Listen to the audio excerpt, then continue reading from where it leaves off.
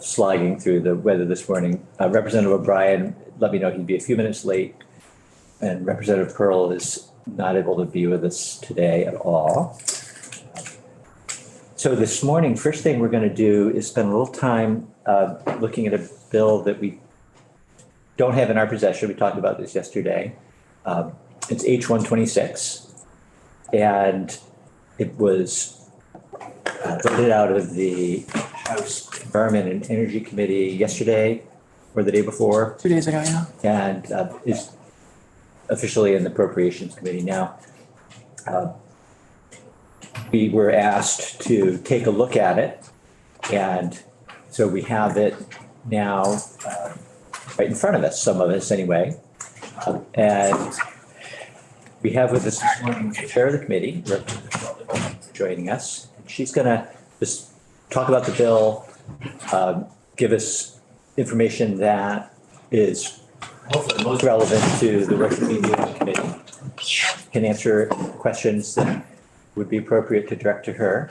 And then we also have legislative counsel here, Ellen Schakowsky, who can speak more to any sort of technical questions that we might have about what the bill does. So I'm not going to, and I won't characterize it any further than that. I'll let those of you who actually are very familiar with the bill talk about it. And then we've got, just to lay out the day or the rest of the week here as it relates to this bill, we'll be hearing some testimony directly following this morning from one or two other folks, I'm not sure, who have been looking and may have worked on the bill. And then we've invited, or the inviting several landowners or those who work in the forest products industry to give us their perspective. So that's where we are, and I'll turn it over to you. Good morning, Representative Sheldon. I don't know whether you know all of us. We're happy to introduce ourselves, or if you just want to dig in, whatever you feel more comfortable with. Good morning. Thanks for having me. I'm Representative Amy Sheldon from Middlebury. And sure, let's go around the room. I don't know everyone. Great. I know most of you, but. I'm David Templeman, Brownington. Charles Wilson, representing Caledonia 3, which is Linden, Sheffield, Wheelock, Sutton, and Newark. Jed Lipsky, Lamoille 1, so welcome, Amy. Randy Graham, Orange 3, and down Chelsea. David Durfee, you know me from Shasbury. Heather Supernat, Windsor 4, Barnard, Concord, Bridgewater. Esme Cole, Windsor 6, Hartford. John O'Brien, Royalton, and Tunbridge. Mike Rice, Bennington, Rutland, District Danby, Dorset, Landgrave, Mount Tabor, Edinburgh. You have so many. Josie Levitt, Grand Isle, Chittenden, all of Grand Isle County, and West Milton. Thank you. It's good to get the new members again, and where you're from helps a lot. Thanks. So this is H126, and it is the Community Resiliency and Biodiversity Protection Act is the name of we'll rename the bill. It would be a statute if we pass it. And it passed generally in a similar form last year as H606 for returning members. It is a bill that seeks to address Vermont's role in the global biodiversity crisis. And it is grounded in an understanding of a global crisis that's happening, and the findings kind of lay that out from global level to Vermont level. And I won't walk you through them, but Ellen will. Hopefully that you're aware of what the scientific community has drawn to our attention in the past probably decade, but certainly increasing now, which is the biodiversity crisis.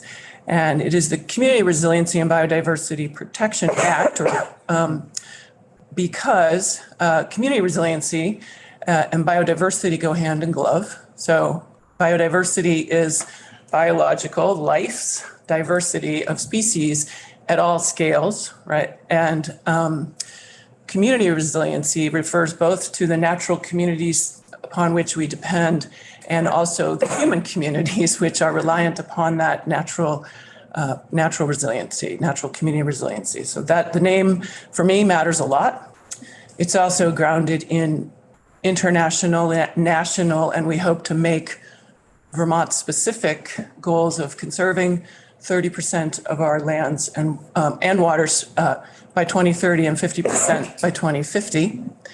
And that is the sort of the focus of it. But what we utilize here is Vermont Conservation Design, which is a framework that was created, comes from our own Vermont Fish and Wildlife Department to guide us in conserving the vast majority of Vermont species over time, but also accounting for climate impacts and climate change. So, and it's interesting, we are the human species. We are also affected, obviously, by climate change, climate migration. So are natural communities and wild animals. So they are also migrating northward and upward, which is a piece of why Vermont is so critical in really critical regionally to the conservation of biological diversity. So there's a lot of information that our committee's taken over the last few years and relearned again this year from the scientific community about the crisis and our role in it. And I think you'll hear from others today about some of that as well. So the bill, I think I'll just start then to say, it has changed some for those of you who followed it last year, and we hope for the better. And it's originally, I would say last year, we called it a plan, but it was sort of an inventory of what we were asking for last year. And this year, it's going to be an inventory process and a planning process. And so it starts out with a vision, which is probably a language that many of you are familiar with in terms of Vermont's perception of itself. But it starts out with a vision around a future for our landscape. Then it sets the goals of conserving 30% by 2030 and 50% by 2050. Super important to know, and I'm sure this committee already does know, that currently Vermont is 74% forested. That's just forested. And this endeavor is not just focused on forest lands. And we are losing those forested lands at an increasing rate. And so that's another sense, there's a sense of urgency, particularly with the inventory side of this bill, but also with the planning side of it. So it's a vision, then the goals are set out, and then we have definitions that really matter, and they very much focus on the biodiversity goals. So there are 3 levels of defined conservation areas. And again, Ellen will flesh it out for you, but if you're like me, it helps to hear things twice, and I'll hopefully keep mine high level and she can go into the details with you. But they are based on the United States Geological Survey's definitions of conserved areas. And again, I go back to the nested nature of this endeavor and Vermont's role in it. But we have, these USGS guiding principles, and then we fine tune those definitions with Vermont scientists. And they essentially, there's a kind of a range of defined conserved areas in this section of statute that go from what you might think of as wilderness, places that we don't engage with management or extraction. And then the sort of middle tier, if you will, are those places that we do manage for specific purpose.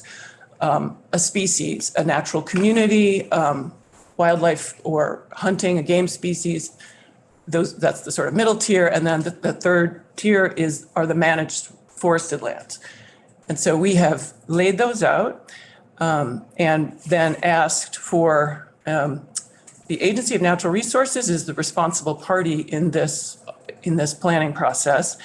And so we've asked them and so since the bill passed last year, the Vermont Housing Conservation Board has stepped up. The bill passed the House and the Senate, was vetoed by the governor. So they stepped up. They said, oh, this is interesting. The legislature's, this is something in our wheelhouse. We want to kind of pursue this. And so the idea from where I sat was to get the scientists at Fish and Wildlife to connect they've always been connected. And I want to be clear, we have a very robust and highly functioning land conservation community. I'm sure you're also familiar with that. But to say, like, here's this Vermont conservation design, there's this vision for conserving biodiversity in the state of Vermont. How are we using it to strategically focus our conservation efforts and make sure that we're meeting the goals? And the underlying goals is an ecologically functional landscape that is connected, right? And that sort of feeds into the idea of what is resiliency. So that is the goal of the bill. I mean, the underlying nature of it. So get those two communities to communicate and connect, and they have been doing that. And inventory, you'll see the inventory will take us through sort of the how are we doing meeting the vision of Vermont conservation design, and then we lay these goals over them. And then the next process is a public outreach process. And the reason the bill is now in appropriations this year is that there is needed money to do a robust outreach process that VHCB is also interested in spearheading. So I'll leave it there. And do folks have questions on? I think we have time, so we'll definitely take questions. Representative Templeman, do you want to start? Well, I mean, yeah, I would suggest to keep going because I do have questions, but I don't want to interrupt from what you've said so far. Are we at that point? Go ahead, yeah. Okay, so I think that the goals here are fantastic and I stand behind them. It's more the devil in the details that I want to sort of, bring out. So conservation, I grew up in the West. Conservation on a large scale kind of had its founding in the West with the national park system. And, and now we're here 100 and something years later, and we're watching Western forests burn because the concept of conservation at the time was human activity bad, in a reductionist sort of perspective. The removal, perception at the time was the removal of human activity would assure a healthy ecosystem. As it turns out, that's not the case. We've had incredible burns. The original inhabitants practiced controlled burning and wildlife management practices integrated into the landscape. I'm wondering how much of that is going to be present in this plan. Just leaving something alone and walking away from it doesn't necessarily mean conservation in the long-term goals. So, yeah, so that's a good segue. The bill, or Vermont Conservation Design, which depending on how much time you want to spend, I highly recommend. Not today, but later for sure. But having someone in. Well, I think it is really clear, though, to note that when you do go through the bill, you'll see that there is a prioritization of those unmanaged areas. However, that's because we have about 1 to 3% of old forest remaining in the state of Vermont. And one of the kind of keys here is an understanding of the importance and critical nature of having areas throughout the state. So the state is divided into 9 biophysical regions. And the idea here is, how are we doing in each of the 9 biophysical regions meeting the targets that are set in Vermont conservation design? And so it would be, the targets for, like, say, old forest would be pretty limited within each of those areas. So 9 to 10% older forest is the goal. And really, you have to remember, it's all the underpinning is the inventory. We don't actually know how much conserved land we have in each category. And when you look at this kind of roadmap or framework of Vermont conservation design, it's a guide to making sure that we are protecting that range of natural communities across the landscape in Vermont, including some areas that we don't tinker with, if you will, because there's increasing evidence that those are source areas for populations of species that are not able to succeed as well in a managed landscape. But remember then, that means the 90% remain very managed and working and open and doing something else. Although we're also not talking exclusively about forested lands. We're talking about wetlands and riparian areas and the whole range of what makes Vermont natural communities what we experience. So, right, and I think another important number when we're talking about this is that the conservation community currently thinks we have about 24% of Vermont's lands already conserved naturally. So if you think of Vermont we know and love today as 74% forested, and that 50% might sound like a big goal of permanently conserved lands, it isn't really in the framework of what we love and enjoy here in Vermont. Representative O'Brien? Representative Sheldon, what role has FDR played both in that Vermont conservation design and going forward? What role will they play in the inventory and planning? I think they advise on Vermont conservation design. So I know that Fish and Wildlife is the lead agency or department, but they've been involved in it over time. And we worked with them on the definition of sustainable forestry in here. And so, and then as the inventory, I know the secretary in the preliminary conversations around the inventorying has committed Fish and Wildlife staffing to support the process. But beyond that, you'd have to ask them. We'll get to Representative Lipsky in a second. I'm just going to put out there that for me, a question is, and you don't have to answer it right away, but just wanted to put it out there and others may want to address it. The third category, the third tier, I'm not sure what categories or tiers of conservation would be the managed forest land that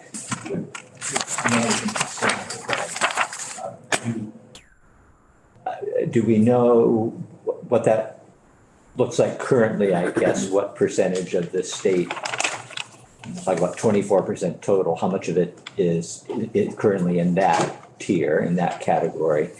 And what does that actually look like? Again, so do those practices look like the practices of the forestry industry today in the state?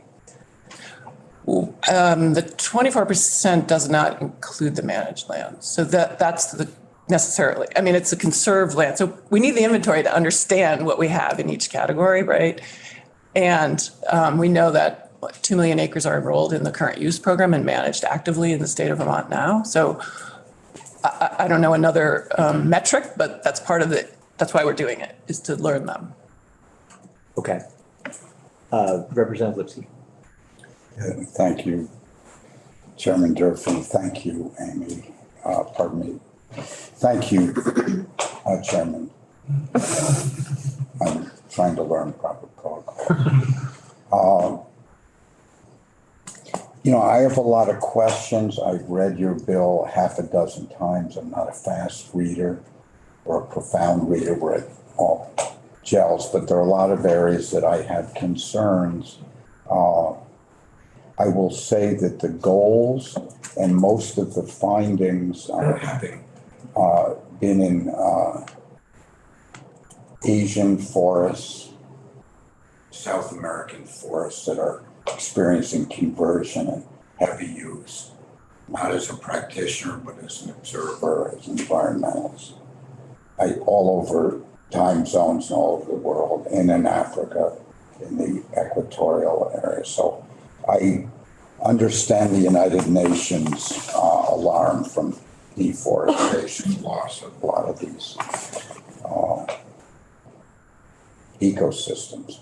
But here in Vermont, what has struck me is raised concern is that the focus of a lot of the info is on environmental degradation from land use practices. And I feel in Vermont, having been a forest practitioner for over half a century in Vermont and New England and Pennsylvania and other places, primarily in the Northeast, we have ignored some of the public benefits from utilizing conserved land for Vermont communities, serve, the public benefit. And I just need to interject that I have watched over the last, particularly 30 to 25 years, what increased standards the forest practitioners, not just the loggers, but the foresters who oversee, have set such high bars, particularly in the last decade with regard to AMPs, to protect all of the values that come out of our forests, including water quality, wildlife, songbird. You know, we've been practicing what modern foresters call multi-age management. We used to call it odd age as opposed to single age management because of its resilience to climate impacts. It encourages succession. It protects soil productivity and sustainability in forests. So I feel that the forestry community that's being charged to manage the managed portions has been taking a very high standard, maybe as high as not every nation in the world, but many, certain European countries that are very tightly controlled that might exceed the restrictions and practices that we're held to. But with that said, I'm concerned about that. And the second piece is in these goals where 80% of the forest land, of the 74% of Vermont, which is forested, it's in the hands of private landowners. And I think to ultimately succeed in the goals of Bill H 126, it's critical to engage and gain traction with that community of 15,000 plus or minus private landowners who have been managing for various values, many including for critical resource protection, not forest products for wildlife and other, maple production, many other values. And I'm concerned that so far that community has felt sidelined. Why do I feel this? I get people reaching out to me. And that's why I thank you for coming in here. And that's a big part. Your goals, forest landowner goals, Vermont's goals are critical. You don't have a debate on that.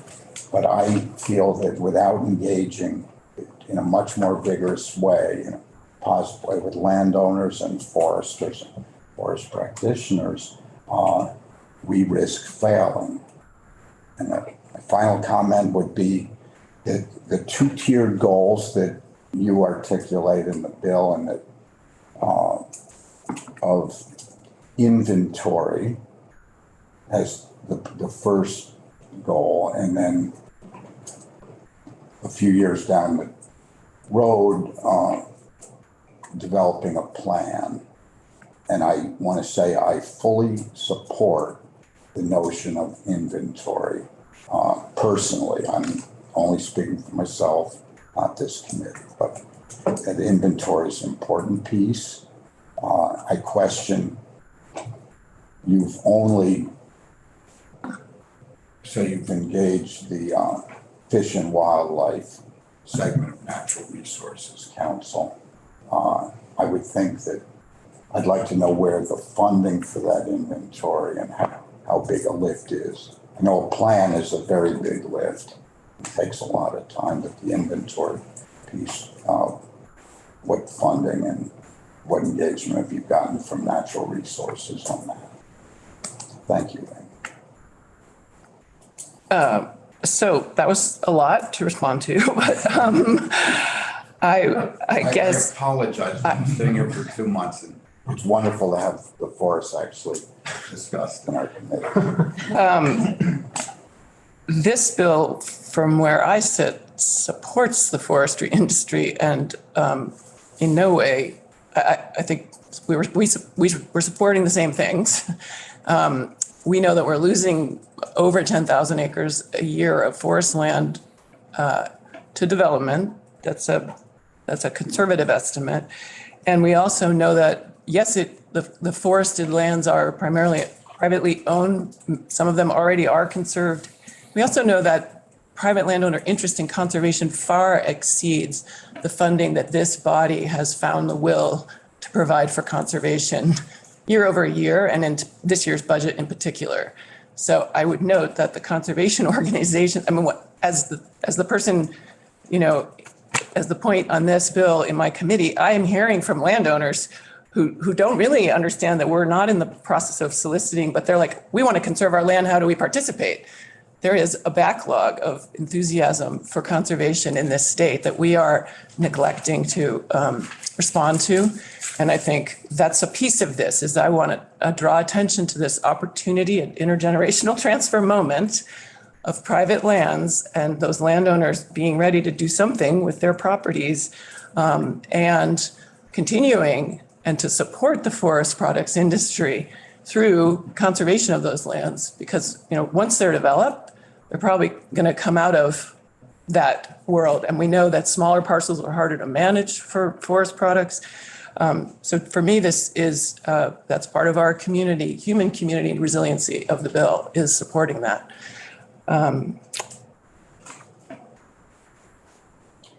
Why don't we, just in the interest of time, I think it would be helpful to have a walkthrough with, I mean, I think we can continue outside of this room to have the larger conversation.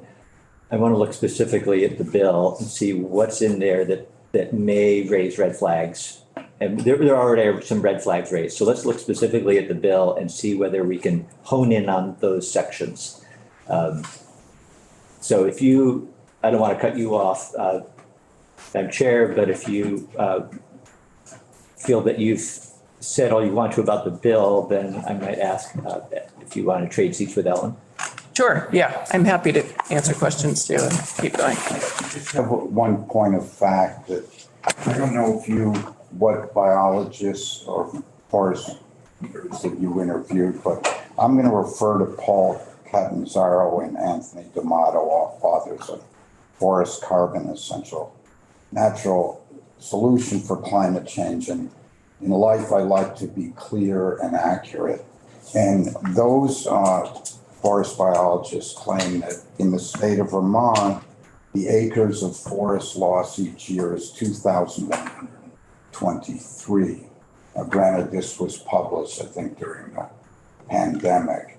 But we've had testimony that ranged from, as you said, 10,000 or more acres loss of forest loss due to development in Vermont. That's not great at math, but that's maybe 5 times greater than what this report says. So I'm curious where that number comes from. The number that I cited comes from the U.S. Forest Service inventory that they do, and you have Jamie Fidel, I believe, ready to testify, and he's the guy that tracks this. So I think I encourage, yes, I encourage the committee to explore. Actually, that's great. I was going to say, we have taken a lot of testimony. There's been some amazing presentations. I highly encourage you to go to our committee webpage and look at those, and continue your exploration with an open mind of this bill. Thank you. I can stay for a little bit longer. I know you have your own committee, so if you need to head downstairs, we understand. I've watched you vote sometimes. Thank you. Morning. Good morning. Ellen Tchaikovsky, Office of Legislative Counsel. With me today is Adam Washburn, who's one of the Office of Legislative Counsel's student clinicians this session, and he's been following this bill. So I just wanted to introduce you all to him. So the bill as recommended by the House Committee on Environment and Energy is draft 4.1 dated 2/28/2023. You want me to do a line by line read through? No. No, I think that what we're interested in understanding is the possible impact that the bill could have on the available land in Vermont for forestry, for the economics of forestry. Okay. So if you want to hone in on that, Representative Templeton. We also add to not just forestry, but agriculture as well. Yes, good point. Yeah. Thank you. Sure, yeah. So I'll do just a high level of the first few sections, and then we'll get to the sort of last few sections of the bill. So the first section is a short title that Representative Sheldon mentioned a few times. The second section is the findings section that lays out a number of findings from the United Nations, as well as a number of reports that come from the Vermont specific agencies related to conserving biodiversity and the impacts of climate change.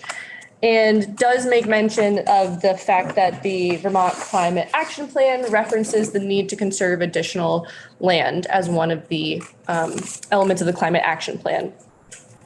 So then Section 3 establishes the statutory provisions. It's adding a new chapter to Title 10.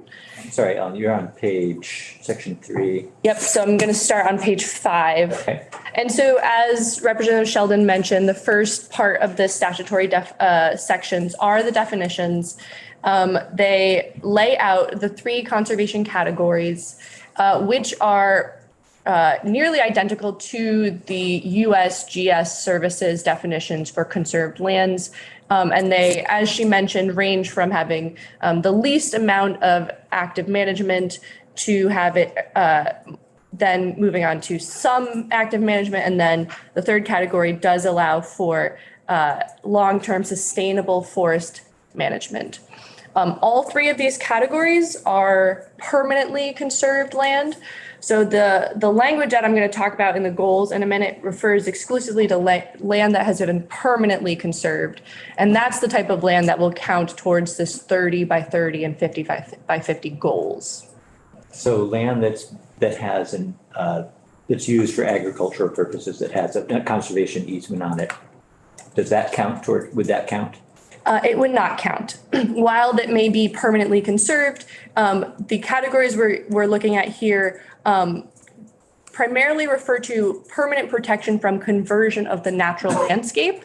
And so farming doesn't really fall into that. The permanently conserved agricultural lands may be covered in the inventory when the inventory asks that there be a broad inventory of all the permanently conserved lands in the state, and then what category those lands fall into. And so it's likely that the agricultural lands would not fall into those categories and therefore count to the 30 by 30 goal. But that won't have any impact on those lands at all. It's just really getting a sense of what is out there. So agricultural lands are not going to count towards the 30 by 30 goal. Representative O'Brien. Is there a sort of gold standard for conservation easement? I mean, is it defined? So like when you're saying, permanently conserved, but I could see whoever is holding the easement might, from one group to another might have much different ideas of what that looks like. Yes, there are variations. And this bill isn't exclusive to conservation easements. That will be a large part of how this happens. I am not an expert on the drafting of conservation easements, but there are variety in them. And I don't know if I would say if there's a gold standard. There are ones. Maybe is a better way to. Conservation easements can vary in the types of activities that they limit on the property, or what specific types of activities are allowed or encouraged, or what type of species are being especially managed for. So I think there is a wide variation of things that could happen in a conservation easement. But by definition of this, they all would fall under 30% conserved. So I will say, I didn't get there yet, but so the goal is 30% permanently conserved land by 2030, meeting one of these 3 categories. So it's possible that there would be a permanent, like in the case of agricultural lands, if there was a permanent conservation easement on a property, but it allowed for a great amount of development, that wouldn't count. So like if the conservation easement was only, around the small part of the land that had the wetland on it, but it allowed development, that might not count. So I think there is variation. And so really it's going to be looking at what properties are conserved that meet these definition of permanently protected. Representative Templeton. Back to the agricultural use or not use. So in my own organizational way, I see ag land as being arable and then not tillable, right? So there are lands that are not suitable for, say, planting corn, but suitable for grazing animals. So I'm wondering if there are any grazing stipulations within that conserved land area. In the management part, is grazing part of the management that would be allowed in the lower tiers? So none of this bill speaks specifically to that. Okay, Really, this is about conserving lands that have importance for biodiversity as is defined in Vermont conservation design. And so looking at the rare and irreplaceable natural areas that need to be protected from destruction. And so none of it specifically discusses agriculture. okay. It really is looking at Vermont conservation design, what areas have been highlighted as important for protection, and what areas are already conserved and how can those two categories line up. And so it really isn't looking at any agricultural practices or talking about that at all. So it's not even excluding them. It's just not looking at it at all. Yeah. So that might be a place where further development could take place as far as the bill goes. Given that it's a very popular practice in this state to graze animals, and there are some beneficial methodologies of grazing that are not highly destructive, may even be, promoting soil sequestration of carbon dioxide, may even be improving biodiversity depending on how the activity is being taken place. I'm not really sure. Yeah. I think that this bill is pretty specific about conserving biodiversity based on what Vermont conservation design has laid out. And so there wasn't a focus on doing things in relation to agriculture because there are these rare, old forests and wetlands that potentially need to be protected. I understand. Yeah, thank you. Like that point though. I am. Yes, go ahead. I'm a little confused because in the next section, it says conservation vision and goals, and it says maintains landscape connectivity, promotes climate resilience, supports working farms and forests. So it seems like that kind of hits what Representative Templeman was just talking about. Yeah, but that's broadly speaking towards what is the goal for ecologically functional in Vermont. Got it, okay. And so the details of what work is done underneath that isn't specific to doing anything in relation to those. Got it. But maintaining the landscape of Vermont, which does include and should continue to include working lands. So we're still on page 5 here. Yeah. And just want to be sure we can just stay on track here for where we are. Questions? Just a point of clarity for a committee. This bill is primarily about the forest ecology community. No. I mean, if there's a park in Burlington that's forested and protected, then that 15-acre park may be part of this plan, but there's nothing, 99% of Vermont land cover other than a few meanders in primeval times was forested. Man has converted a significant percentage of that into agricultural land, but that's not the land that you're trying to address in this bill. It may be conserved, it may be work, but it's not, it doesn't fall into category 1, ecological reserve areas, category 2, biodiversity conservation areas, natural resource managed areas. Yes. So land that has experienced significant human intervention and work wouldn't fall into those categories. I would also just say that the bill is not specific to forests. It's much broader. There's been a lot of discussion about wetlands and riparian areas as well. They're part of the forest ecology. They're a significant part of it. They're all through the forest. Sure, but I do think this bill is speaking to other ecosystems that aren't specifically forested as well. I didn't say trees, I said forests. And forests I didn't say trees either. Separate, vernal pools, buffer zones from streams, perennial, intermittent, et cetera. You're part of it. Bear in mind that our witness is the drafter of the bill. So Yeah, Representative. that's with no hostility, it's just accuracy matters, as we're trying to grasp. Representative O'Brien and then Representative Wilson.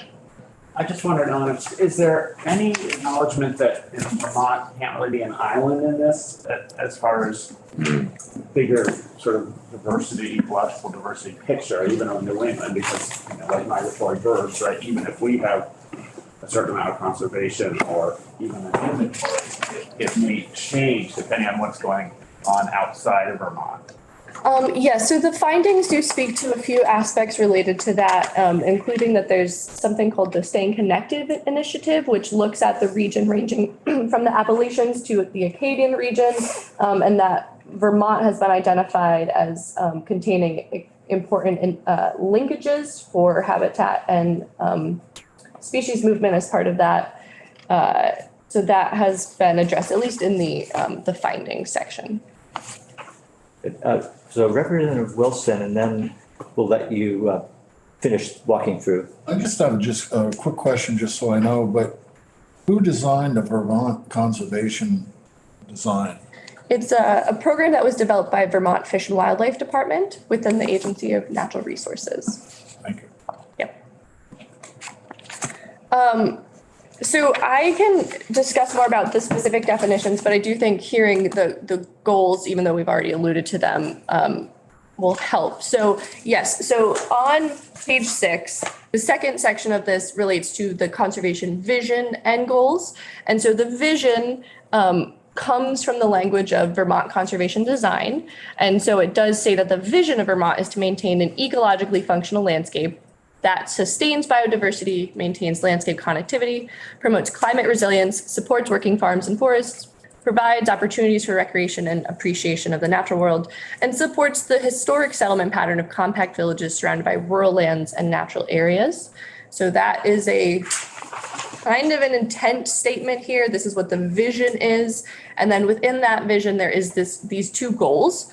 So it's the goal of the state of Vermont that 30% of the land area shall be conserved by 2030 and 50% by 2050.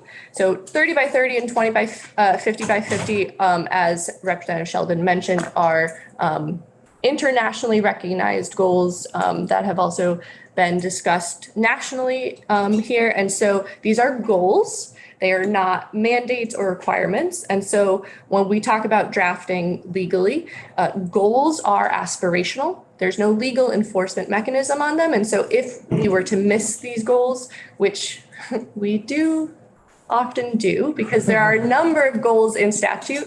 In Title 10, where this is located, there are actually 2 examples. So there are some goals that we've set about weatherizing a certain number of homes by a certain year, which we have missed a couple of times. Nothing happens. There's no legal mechanism, but there are things that we should orient. The idea is to orient other policies towards meeting these goals. Whereas a mandate or a requirement is something like the Global Warming Solutions Act, where there's a legally enforceable mechanism, which would include like a citizen suit or the ability to sue if action isn't taken to achieve it. So this does fall within the goal category. Good illustration of that everyone's probably familiar with is the Global Warming Solutions Act and the goals that the state had set out that were not even close to being met until they became requirements. Right. Yeah, the transition of that from goals to requirements. Yes. And so these are goals. And so 30 by 30 will include a mix of the 3 conservation categories, and those categories will include permanently conserved land only. And within that total, it will be a mix of state-owned land, federal land, municipally owned land, and privately owned land. It is not seeking to bring those categories into common ownership. It's just saying that if there's privately owned land or municipally owned land that is permanently conserved, they will count towards the goal and no additional action needs to be taken. So it does not change because obviously, we're not going to seek to bring federal lands onto our ownership. It's just saying that any of the permanently conserved lands, regardless of who owned them, will count towards this goal. And then, so the determining the approximate categories should be determined by what has been set in Vermont conservation design. And there should be some prioritization of protecting the highest priority natural communities in Vermont conservation design. So it does identify areas that are high priority because they are rare or they're threatened in some way.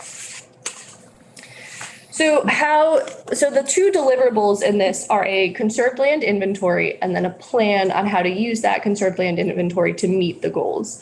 And so as Representative Sheldon mentioned, this is being led by the Secretary of Natural Resources with assistance from Vermont Housing and Conservation Board. So the first, by July 1, 2024, so in a year, there shall be an inventory of the conserved land and looking at the existing policies that can be used to conserve additional land. So I'm on page 7. So the inventory includes a number of different items. So first, the agency and VHCB, as they work on this, first they should look at the definitions of the 3 conservation categories and make any recommendations they have for modifying or adding to these categories.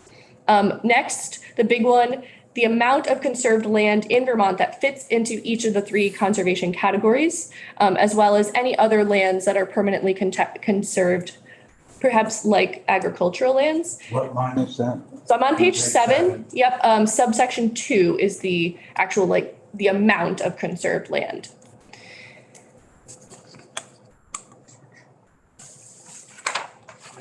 Member Bryan. Our state forest and the Green Mountain National Forest considered permanently conserved right now? Yes, but I don't know offhand if they meet one of the categories or if they fall into one of the categories. Yeah. So that will be part of the review, is determining, yeah. So presumably anything that's federal wilderness falls into one of the categories. Yes, that would probably, wilderness is probably in the highest category. Yeah. So then on to page 8, the inventory shall also include a summary of the totality of conservation practices, both permanent and intermediate, that are available for reaching the goals of each chapter, including what they are, what they do, how they contribute, and what metrics are available to quantify them. And so conservation easements obviously are the sort of big one that everyone knows, but there are lots of other things. Current use is a program. It isn't a permanent program, but it would probably appear here describing, what it does and how it could contribute to this overall goal. Additionally, number 4, an assessment of how state lands will be used to increase conserved ecological reserve areas, and those are the areas with the most protection. So how state lands will figure into this. Number 5, the implementation methods that could be utilized for achieving the goals, using conservation design as a guide. An assessment of how water is protected in the state and how protection of aquatic systems may be addressed in the plan. Number 7, how existing programs will be used to meet the permanent non-conversion conservation goals of this chapter, and recommendations for new programs that will be needed to meet the goals. So there are lots of existing programs. The different land trusts have programs. The state has programs where it sometimes purchases land. And so this is asking, what are the programs that already exist, and do we need to create any additional programs? Next, related to this, an assessment of existing funding and recommendations for new funding sources that will be needed for acquisition of land, purchase or donation of conservation easements, staffing capacity, and long-term stewardship to meet the goals.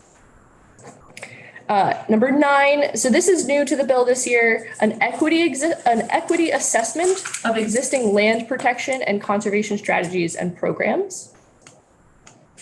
And then finally, as part of the inventory, an evaluation of the opportunities related to intergenerational land transfer trends and how the state could proactively direct resources to achieve conservation at the time of transfer.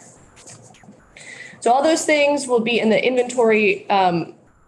The inventory will be publicly available, and it includes all those aspects that will then be used to develop the plan. So starting on page 9, conservation plan, on or before December 31st, 2025. So a year and a half after the inventory has been finished, the secretary with VHCB shall develop a plan to implement Vermont conservation designs to meet the goals. The plan shall be submitted to House Environment and Energy and this committee. Oh yeah, so I just want to go back for a second. The inventory and the plan will both be submitted to this committee. So you will see them. And the plan shall include a comprehensive strategy for achieving the goals, the implementation for achieving the goals and the vision and goals of this chapter using Vermont conservation design, and recommendations to increase equitable access to protected and conserved lands and land-based enterprises. So then the last part is about the public engagement around this. So VHCB has made a budget on how they see the public engagement process going. So the secretary with VHCB shall hold 12 or more public meetings between July 1, 2023, so this year, and 2025, over the next 2.5 years, to solicit input from stakeholders. And on page 10, there's a long list of stakeholders that would be included in this process.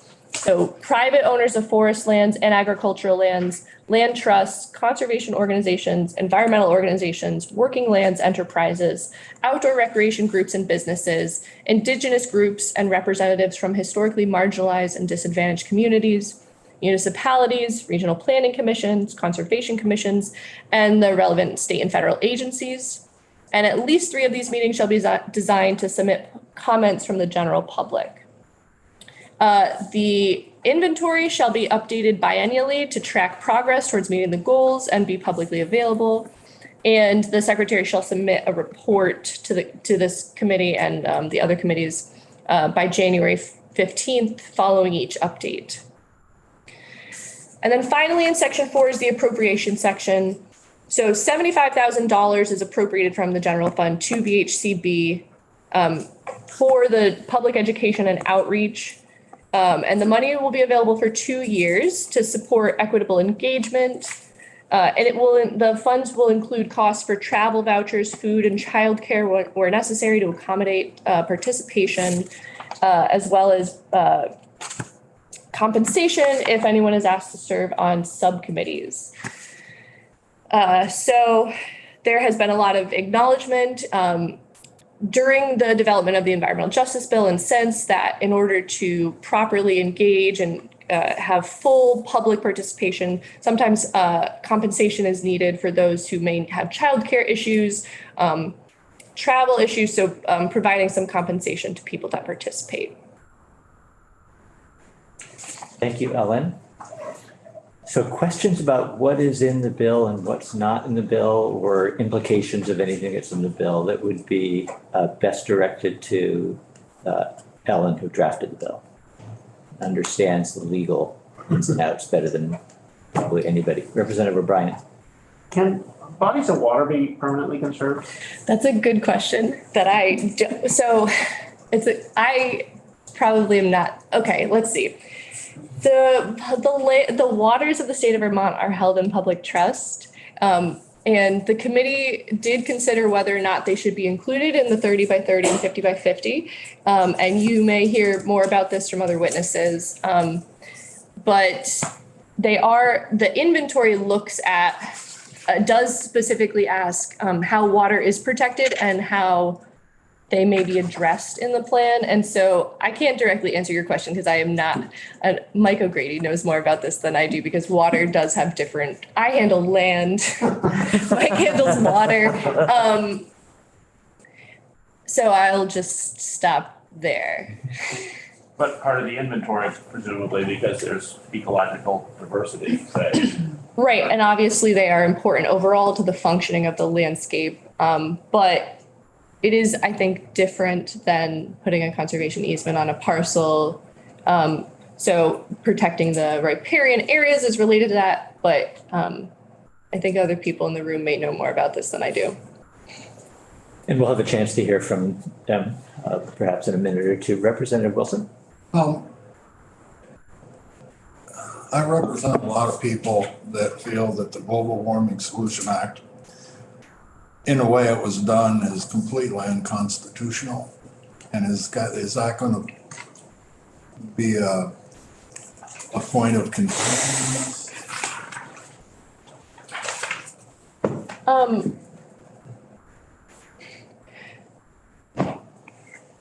So this my instinct is to say no. So this is a separate piece of legislation that will exist separate from the Global Warming Solutions Act. Yeah. I don't see any constitutional issues with this bill specifically. No, I meant, I'm sorry if I asked the wrong question, but there's a lot of people that feel the Global Warming Solution Act was done in an unconstitutional way, but if that's not your thing to answer. Well, are you asking me if I think it's unconstitutional? No, I'm just asking if it's going to be a point of contention.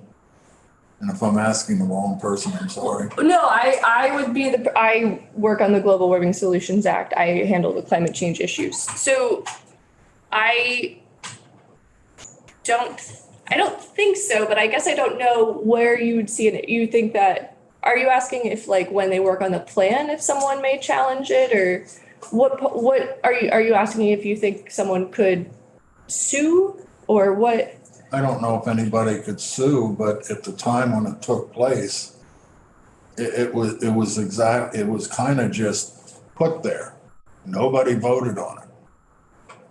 That in itself makes it unconstitutional. Nobody voted on it. It was just placed there. So the climate action plan. Yeah. Well, the plan itself is not legally binding, and no one has challenged its constitutionality. And while there were recommendations in that plan that relate to this is a separate issue, and it's its own bill. So I don't. This obviously is going through the legislative process to be enacted. And I may have muddied the waters by alluding to that act earlier, which I intended to serve as an illustration of the distinction between that and this, what we have in front of us now, that there were mandates, spelled out requirements in that particular bill. There are nothing in this bill requires anything except that a plan or that an inventory be done and then a study plan be delivered to us. But nothing that requires that the goals be met. Representative Templeman. Just a process question. So once the plan is developed it's a 2-year period, does it then come back to the legislature to be voted on, or does it automatically go into place? It will not, it'll come back for your review. So it will be submitted to this committee. But a plan is, again, not legally binding. And so if A&R wants to do anything based on that plan, they may need additional authority from the legislature. They may simply ask for additional funding to support the work. They may ask that a new program be created by the legislature, but the plan itself will not be legally binding unless A&R simply goes to use their existing authority they do have the ability to conserve land and purchase land already. But otherwise, we would have to give authority to implement the plan. Yes. If A&R doesn't assume that authority. If they need additional authority to do anything, yes, it would come to you. Thank you. Yeah. Representative, do you have a question about the bill? Yeah. Representative Templeman is talking about implementing the plan or approving the plan. The inventory is not likely to be completed by or supposedly should be completed by July of 2024, July 1st. Yes. How many years do you expect the plan to take? So this provides that it is supposed to be submitted by December 31st, 2025. So that's an additional 18 months. So that'd be 2.5 years from now. And have resources been appropriated?